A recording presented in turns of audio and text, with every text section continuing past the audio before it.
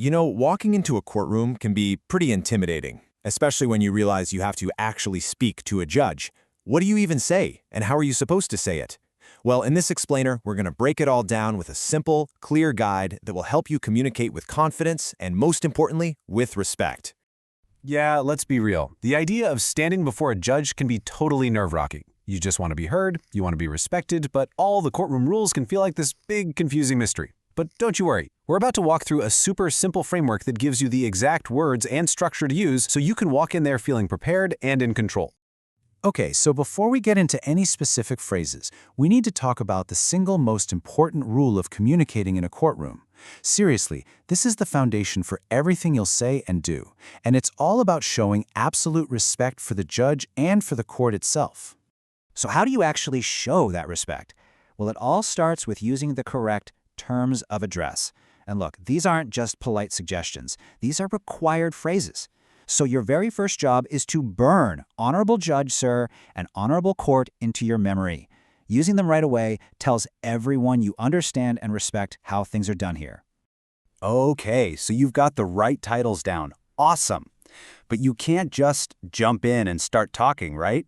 A courtroom has a very specific flow, its own rhythm. So your next step is to formally and politely ask for permission to speak. This shows you respect that the judge is the one in charge of the proceedings. And this, right here, is the exact phrase you're gonna use. Think of this simple, polite question as the key that unlocks your chance to speak. It's a request, not a demand. And by asking for permission, you're showing the court that you're playing by the rules, respectfully, which is exactly the first impression you want to make. All right, so the judge has granted you permission to speak. The floor is yours. Now what? The last thing you want to do is just ramble on without a point. You need a structure. So let's cover a simple, 4-step method to present your case logically, calmly, and really effectively. Think of this 4-step method as your roadmap. It's designed to be super logical and easy for the judge to follow. First, you say who you are. Then, you clearly state your point. Next, you signal that you've got evidence to back it up. And finally, you wrap it up with a specific request.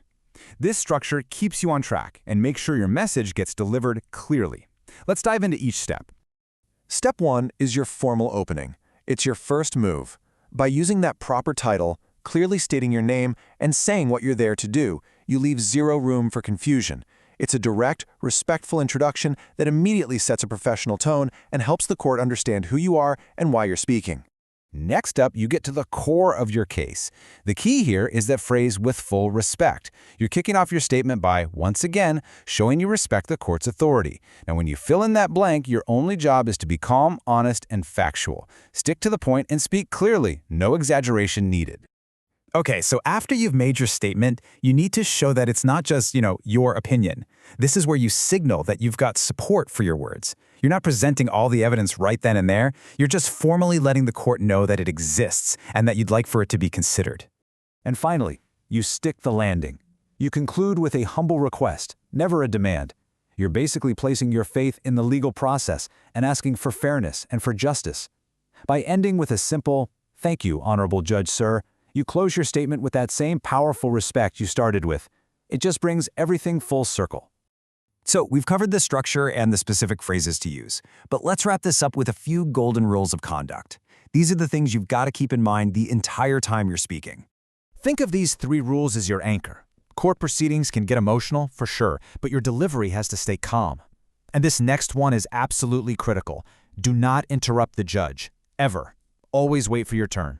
And finally, just remember that clarity and honesty are your greatest assets. Speak the truth in simple, direct language. So, when it all comes down to it, the real question isn't just about knowing the rules, it's about feeling prepared. This framework is more than just a script. It's a tool that empowers you to advocate for yourself clearly and correctly.